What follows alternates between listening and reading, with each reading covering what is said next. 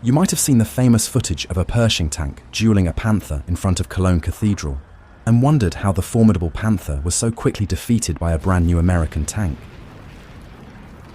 Today we're going to walk through that fight exactly as it unfolded, step by step, and then zoom in on the few seconds that decided everything. But to make sense of those seconds, we have to rewind a few weeks. Why the Pershing was rushed to Europe, how a small group of crews learned it under pressure, and how that scramble put one Pershing on the exact street corner where the Panther chose to make its stand. The Panther and Tiger were Germany's answer to the shock of the Eastern Front. T-34s and KV tanks showing up in numbers and forcing an escalation in armor and firepower. By late 1943, those German heavies had built a fearsome battlefield reputation, and their presence only pushed the Allies to accelerate the arms race even further. The initial American approach was built around a different reality, mass production and global logistics. US crews entered combat in late 1942 and fought most of the war in the M4 Sherman, a tank designed to be reliable, maintainable, and available in huge numbers wherever the front moved next. Early on, that made sense, but by late 1944, fighting into Germany brought a tougher problem: German armor and anti-tank guns that could punish a Sherman quickly, especially in direct head-to-head fights.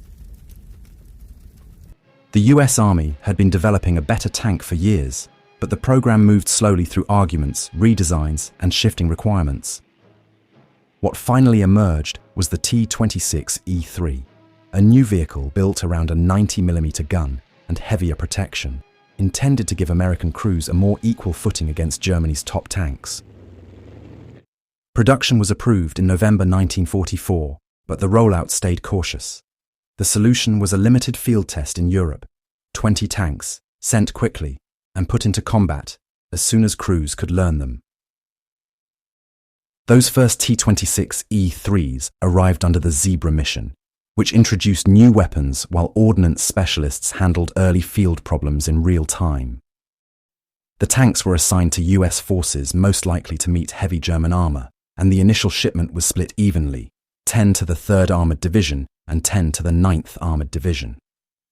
They came through Antwerp and moved forward to a maintenance and training area near Aachen, arriving on February 17, 1945. Crews trained fast because much of the layout felt familiar after years in Shermans, although the new transmission required extra practice, and live firing with the 90mm taught crews what the extra power felt like in blast, flash, and recoil. One of the gunners training on the new tank was Corporal Clarence Smoyer, part of Staff Sergeant Robert Early's crew in Company E, 32nd Armoured Regiment. Early's men were proud of a record they protected fiercely. Their tank had never been knocked out. Now they were told to turn in their Sherman and learn a new vehicle that was treated like a quiet secret with a loud purpose. Smoyer's first big moment in the new tank came during a public firing demonstration. He was nervous, even though he had combat experience, because this wasn't just practice, it was a performance in front of his unit, and the pressure felt personal. Early made it worse in the way commanders sometimes do, by calmly mentioning that General Maurice Rose was standing close enough to feel the shot. Smoyer traversed onto a distant farmhouse, aimed at a chimney, and fired. The 90mm blast did what big guns do. It hit with violence and certainty. The chimney burst into bricks, and the men watching cheered with the kind of excitement you hear when a crew finally believes it has something that can hit back at long range. Smoyer kept shooting, kept hitting, and when he climbed out, he couldn't hide his enthusiasm. The thought was simple: get more of these to the front and get them there fast. There still weren't many, and the early combat work was scattered, but those few tanks began moving with the front. In late February, as US forces pushed toward the Rhine, Pershing crews were used wherever the fighting demanded more punch. One sharp lesson came near Blatzheim, when an advance became messy. Tanks hit, tracks thrown, vehicles stuck, and suddenly a Pershing pushing forward with less support than planned. In that action, Smoyer's crew ran into concealed 88mm guns, positioned under trees near a road into town. For a few tense seconds, Smoyer couldn't find the targets, only the direction of incoming fire and the impacts around the tank. When he finally spotted the guns, he asked Early for a brief stop so he could make the shot count. The crew loaded white phosphorus, fired into the concealment, and flames began licking through the trees. The driver reversed as return fire struck where they had been moments earlier, then surged again as the loader fed another round. Smoyer put more shots into the gun positions, while Early kept the tank shifting between rounds to spoil the enemy's aim. The guns were suppressed and knocked out, and the Pershing rolled into Blatzheim with the surviving Shermans. A few days later, the fighting moved into Cologne. By early March 1945, American forces were entering a city battered into a maze of rubble and sightlines. The cathedral still dominated the skyline, blackened by smoke and bombing, surrounded by broken streets that could hide anything from a tank to a single soldier with a Panzerfaust. For a tank crew, that kind of terrain shrinks the world down to corners, windows, and the next 50 yards. On March 5th, Early's unit staged near an overpass while infantry worked ahead. The Pershing sat forward in the formation, and Smoyer scanned through his sight, watching streets that felt too empty to be safe. Orders pushed the column toward the river, toward a bridge that still stood, until an explosion echoed and smoke rose between the cathedral spires. The Germans had destroyed the bridge. For the crews, it felt like the mission had just been cancelled by the enemy itself. It wasn't. Headquarters ordered the column to continue to the Rhine anyway. The logic was blunt. With the bridge down, any Germans still on the near bank were trapped, and the Americans wanted pressure kept on them. So the tanks crept forward again, carefully, with infantry close behind them. Near a four-way intersection, the Pershing paused in shadow before entering open ground. Smoyer traversed slowly, and a German tank suddenly appeared, just for a moment, pulling out from behind a building on the left before reversing back into cover. Smoyer swung his turret, but the tank vanished before he could fire. He pointed out the building to Early and held the 90mm on it, waiting for the reappearance that might come in seconds, or not at all. Inside that concealed Panzer IV, the hull gunner opened fire with his machine gun at a rubble pile he thought hid an American bazooka team. Smoyer saw green tracers pelt the debris, and he recognized the danger. The gunfire might be meant to distract him while the tank repositioned for a shot. His focus stayed locked on the hiding place. Then something happened that neither crew expected. A civilian car came speeding into the intersection. Two people trying to escape the city in the worst possible instant. The Pershing's crew mistook the vehicle for a military staff car in the chaos and opened fire, and the Panzer IV fired as well.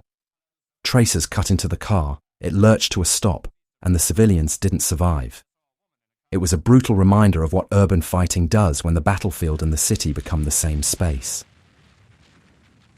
Smoyer couldn't afford to dwell on it. He had seen green tracers, and he knew the German tank was still close. He aimed at the building hiding the Panzer IV and fired. Bricks and dust shook loose, but there was no clear confirmation. So Smoyer kept firing, not at the tank directly, but at the structure around it. The building was already damaged, and repeated 90mm impacts turned damage into collapse.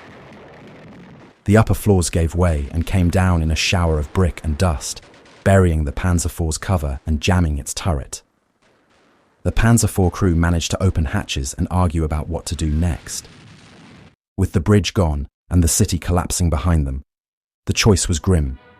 Stay and fight in a crippled tank, or abandon it and run. In the end, some bailed out, and others drove off in the damaged vehicle. Smoyer watched it unfold and absorbed the lesson. Cologne wasn't going to give clean tank duels at long range.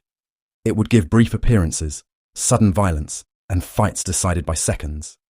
That pattern became deadly clear on a nearby street. While the Pershing repositioned, Shermans from another company edged forward on a different approach route with the cathedral visible ahead. Rubble blocked their street and forced the lead tank, commanded by Lieutenant Karl Kellner, to slow down and search for a way through. Behind the tank stood War Correspondent Sergeant Andy Rooney, camera in hand, close enough to see the moment when the street revealed what was waiting. Green tracers flashed up the road as an armor-piercing round smashed into Kellner's Sherman. A second hit came almost immediately, overlapping the first.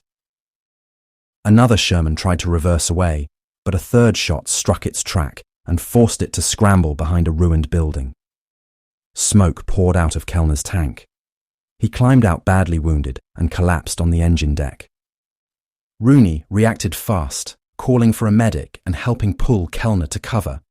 A tourniquet went on. The effort was desperate and immediate, but it wasn't enough. Kellner died there, and inside the Sherman, 2 crewmen didn't make it out. The street had become proof of one thing: a German tank was covering the approach, and it was firing with accuracy. Then the engine sound came again, closer, heavier. A lone Panther appeared near the cathedral, positioned like a guard rather than a retreating survivor. Its long gun sat over the street, and over the wrecked Sherman, as if claiming the ground. The Panther's commander, Oberleutnant Wilhelm Bartelborth, hadn't pulled out with others. His crew intended to stay and fight. Early's Pershing crew heard the radio traffic and understood the situation immediately. A Panther was sitting near the cathedral and had just knocked out a Sherman in a kill zone. Army cameraman Jim Bates ran up and pointed Early toward the threat. Early left Smoyer with the tank and moved forward with Bates on foot, slipping into a building to confirm the Panther's position and the angle of its gun. From that window, they could see it clearly in the square, its gun laid across the wreckage. Early made his plan quickly, because the city didn't allow long planning. He would bring the Pershing down the street, swing into the open, and hit the Panther from the side before the Panther could adjust and fire. Bates climbed higher to film, steadying his camera and watching the Panther's turret rotate toward the street the Pershing would have to use. Back at the tank, Early ordered the Pershing forward and warned the Shermans to stay back. Smoyer told him he'd aim low on the hull to guarantee the first hit at close range. The loader, Corporal John DeRiggy, held an armor-piercing round ready for a rapid reload. Smoyer preset the turret as far as he safely could, trying to reduce the time between seeing the target and firing. The Pershing rolled to the intersection and edged around the corner into open ground. The driver, William McVeigh, and the bow gunner, Homer Davis, saw the Panther first, and they saw its muzzle pointed straight at them. McVeigh pushed the Pershing farther into the intersection to avoid sitting still in the exact line the Panther had already measured. Smoyer caught the Panther in his sight. The muzzle was centered on him. At that range, if the Panther fired cleanly, the fight could end instantly. But the Panther didn't fire. Bartelborth had never seen a Pershing before, and in the confusion he mistook it for a German vehicle and ordered his gunner to hold fire. That brief hesitation, only seconds, gave the Pershing the window it needed. Smoyer took it without waiting. The 90mm cracked and flashed, and the first round slammed into the Panther's right side, punching through armor and ripping into the engine compartment. Dust and debris burst outward. Flames appeared almost immediately, half hidden by the impact cloud. Bartelborth leapt out of the commander's hatch and dropped to the far side of the tank. Smoyer could only see the Panther's outline through the dust, so he called for the reload. DeRiggy slammed another round into the breech. Smoyer adjusted higher toward the area below the turret and fired again, driving the second hit into the crew compartment. Up in the building, Bates felt the concussion shake his position, and the camera wobbled as he fought to keep the fight in frame. German crewmen began climbing out. One emerged burning, scrambling away from the tank as quickly as he could. Another followed, fleeing the same side as their commander, because the hatches were turning into vents for fire. DeRiggy loaded a third round. Smoyer aimed at a thinner section along the lower side, between the wheels and the upper hull, and fired. The third shot hit true and finished the Panther for good. Flames roared from the hatches, and the surviving Germans ran for cover. Smoyer could see 3 impact holes glowing orange, lit from within by the fire inside. Early didn't linger in the intersection. He ordered the Pershing to reverse, and the tank backed into shadow away from the open corner. DeRiggy threw empty casings out to clear space and reduce fumes. The crew exhaled for the first time in what felt like an hour. Around the corner, the Panther's ammunition began cooking off, popping and cracking inside the burning hull. A short time later, Bates reappeared, excited and relieved, and told Early he had filmed the entire duel. He asked for a quick shot of the crew for the record. Early agreed, The men climbed out briefly. Bates panned his camera across them and capped the lens, and then the moment ended, the way battlefield moments usually end. Not with celebration, but with movement. Within minutes, the Pershing was rolling again, now with 3 Shermans beside it, edging toward the train station near the river. They reached the area without taking fire and halted short of the Rhine. The immediate mission was done, and the crew was alive, which, on that day in that city, was enough. The duel became famous for a practical reason. It was captured clearly on film. Thousands of tank crews fought equally violent, equally sudden battles across Europe. But most of those fights disappeared into after-action reports and memory. Cologne left a visual record, and that record locked the moment in place. It also showed what the Pershing had been built to do.